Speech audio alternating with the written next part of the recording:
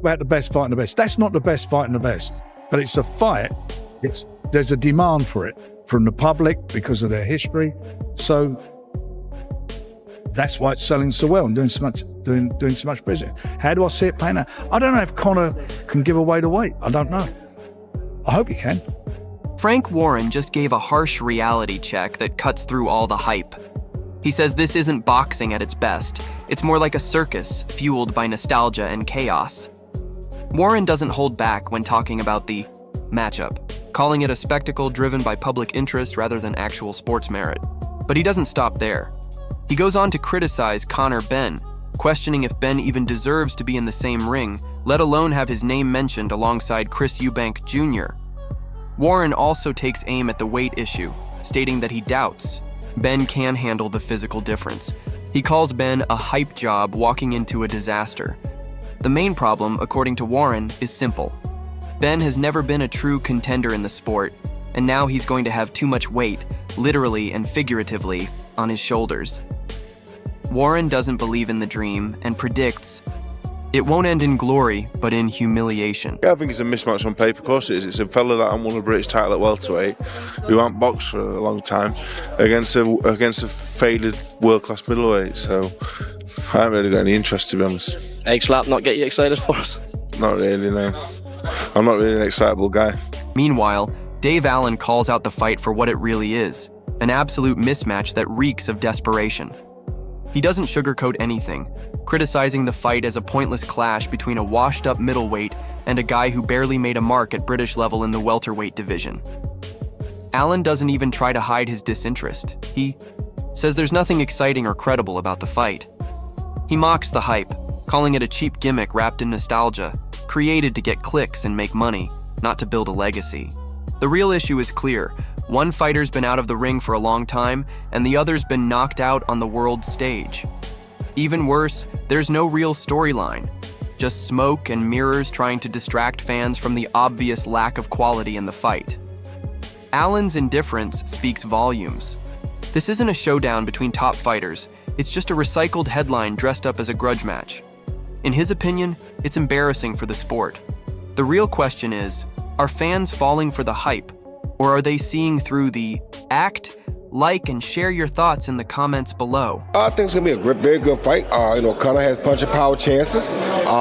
Chris is the bigger guy, so you give Chris the advantage going in because he's the bigger guy. But Conor does have exceptional punching power, so it's going to be a great fight. I think Chris should win the fight. I think Chris should outbox him, outsmart him, but he will have to be smart early because Conor is a great puncher. On the other hand, Roy Jones Jr. isn't holding back either.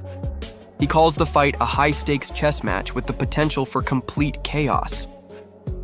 While he gives Chris Eubank Jr. the advantage because of his size and skill, Roy makes it clear that the real wild card is Conor Benn's raw, explosive power. Chris may be the more technical fighter, but if he makes even the slightest mistake early on, Benn's power could end the fight in an instant. Roy also doesn't trust Eubank to just coast through the fight.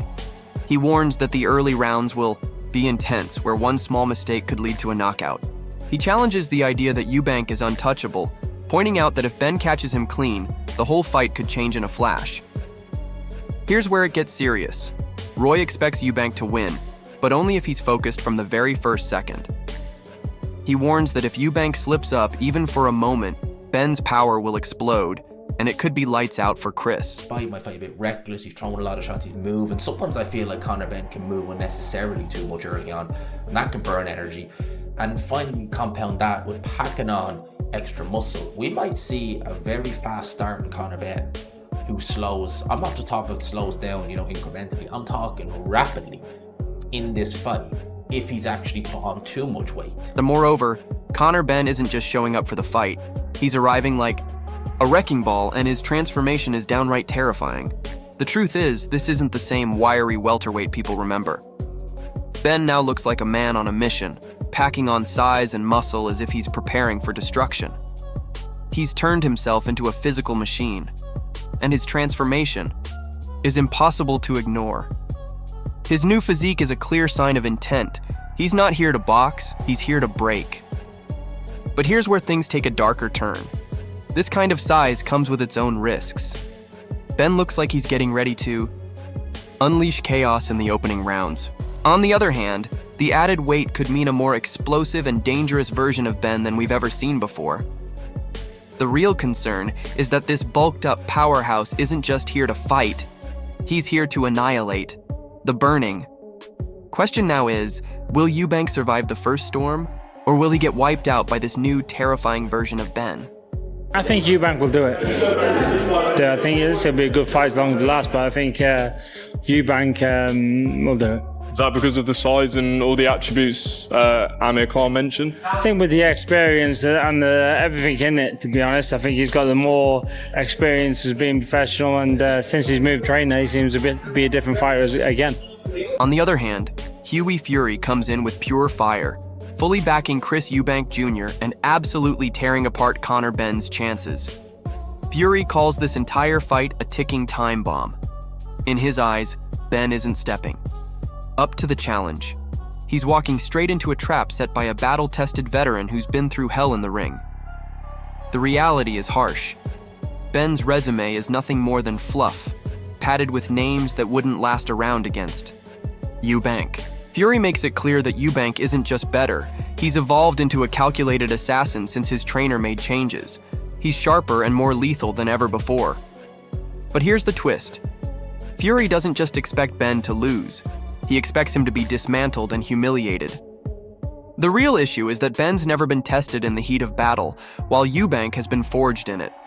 To make things even worse, the size difference only makes the situation more dangerous for Benn. The moment of truth is coming, and Fury believes Benn's hype train is about to derail in explosive fashion. I felt sorry for Junior because he is a 34-year-old man at the time. He wants his own thing. His father is always going to be the centre of attention. Yeah. I think he's right to make his own decisions. Simon, I see exactly what you're saying, because Nigel has stood back from Conor's career, and Chris Senior was right in the front at the beginning. And I think it's great that Junior is walking his own path. So do I. However, they have had horrendous tragedy. No one saw this coming. Steve Collins just rocked the boxing world by pulling back the curtain on the chaos behind Chris Eubank Jr.'s career. This isn't just a fight in the ring, it's a battle for freedom, a war for identity. Collins didn't hold back, exposing the toxic father-son relationship that lies at the heart of Eubank Jr.'s struggles. While Conor Benn has built his own legacy with Nigel Benn quietly supporting him from the sidelines, Eubank Jr. has been suffocated by a father who refuses to step out of the spotlight. Collins brutally pointed out that Eubank Jr. hasn't just been battling opponents, he's been fighting against his own father, trying to break free from a legacy that has become a prison.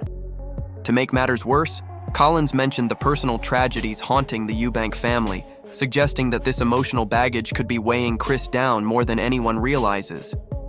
The burning question now is, can Chris Eubank Jr. finally break free from the chains of his father's shadow, or will he remain trapped under the weight of a father who's never let him breathe? But I think with Chris, this is purely business. This is purely business. I don't think he quite likes him very much. No. But I'm telling you now, it's a good thing that Conor's in Spain. Because imagine them two bumping into each other on London High Street on a Sunday afternoon. We don't need that, do we? No one needs that, no one wants it, but it's inevitable. So you literally have to navigate your way through these camps and keep these two boys away from each other, because keep the lid on. I've been there with this kind of animosity, and I've been there with this kind of domestic rivalry. It eats away at you. It's not nice. No. It literally eats away at you. It's on your mind daily. And you just... It gets to it's an intense build-up. On the other side, Tony Bellew dives straight into the heart of the chaos surrounding the Eubank Jr. versus Conor Benn fight. He says this isn't just a fight, it's a full-blown grudge match soaked in pure hatred.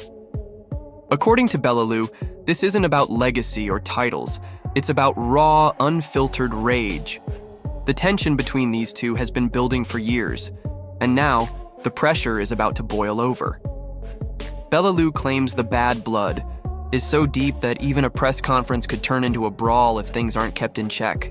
Drawing from his own experience with intense rivalries, he explains how emotional warfare like this can destroy a fighter's focus, mess with their strategy, and completely unravel their game plan. On the flip side, he says the psychological pressure can either spark something unstoppable or cause a total breakdown under the spotlight. The real issue is whether either fighter can keep their cool. The moment of truth is coming, and when it does, this won't just be a fight.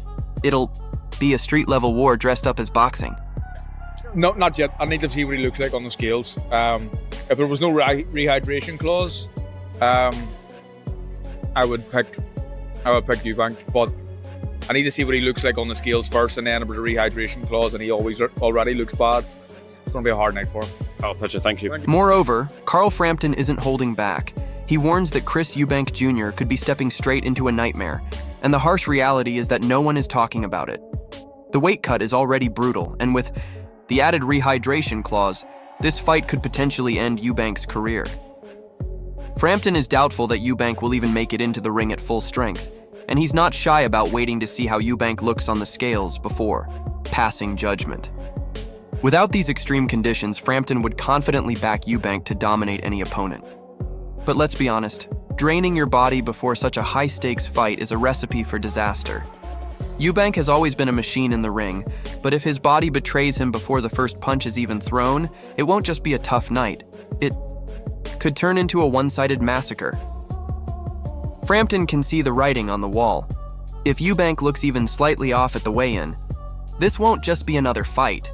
It could be the beginning of the end for his career. Junior, I mean, he's stylish and he's skillful. And if that Liam Smith defeat, which worries me a bit for Chris, if that's sort of part of the past, that the rematch was emphatic for Eubank Jr., but it wasn't Liam's night, really, and he had an injury going into it. So that defeat that Eubank suffered worries me a bit, but he's fought in better company, and Conor Benn's got it all to prove. But if there's one guy that wants it more, it's Conor Benn. There's no doubt about that. On the other side, Adam Smith has set the boxing world on fire with his brutally honest take on Chris Eubank Jr. and the uncertain road that lies ahead.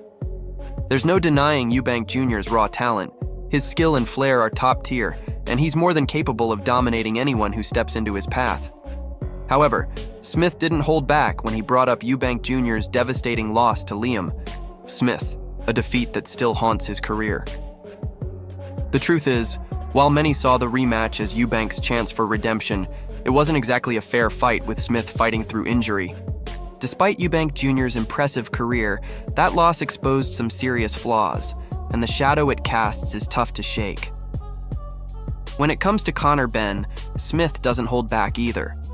He points out that Benn is hungry and determined to prove he's the superior fighter. The burning question now is, can Eubank Jr. bounce back from his past defeats, or will Benn seize the moment and prove he's the better fighter in the ring? Slight repeat there. Maybe that's what Eubank Jr. is thinking, that Conor Benn is going to come out and leave everything in those first 3 or 4 rounds. And if Chris is still there, it could be trouble for Conor. But Conor could knock him out. Barry could be right. The flip side, Adam Smith just turned up the heat with a bold prediction about the potential showdown between Chris Eubank Jr. and Conor Benn. On one hand, Eubank Jr. is betting on the idea that Benn will come out swinging in the first few rounds, throwing everything he's got.